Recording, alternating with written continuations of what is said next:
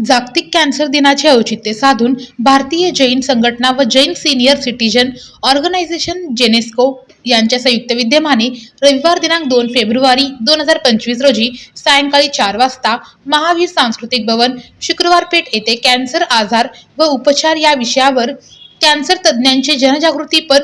प्रबोधनात्मक उपक्रम व 4 फेब्रुवारी रोजी विनामूल्य कॅन्सर तपासणी शिबिर दमाणी रक्तपेढी डफरीन चौक येथे आयोजित करण्यात आले आहे, अशी माहिती संघटनेचे राज्य अध्यक्ष केतन शहा यांनी पत्रकार परिषदेत दिली। हा कार्यक्रम संपूर्ण देशातील 11 राज्यांमध्ये भारतीय जैन संघटना मार्फत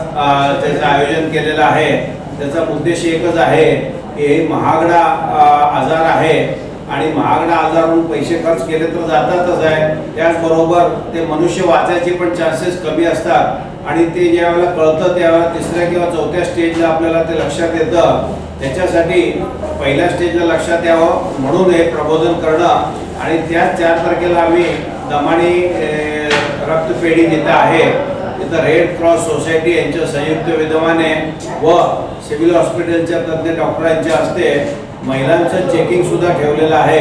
जेणेकरून सुरुवातीच्या स्टेजला आपल्याला जर कळालं की हे कॅन्सरयुक्त आहेत तर त्यांच्यावर ताबडतोब उपचार चालू करता येईल। हे 2 प्रामुख्याने कार्यक्रम आम्ही भारतीय जैन संघटना आणि जेनेस्को मार्फत घेतलेले आहेत। या पत्रकार परिषदेस अजित शहा, श्याम पाटील, संतोष बंब आदी मान्यवर पदाधिकारी उपस्थित होते।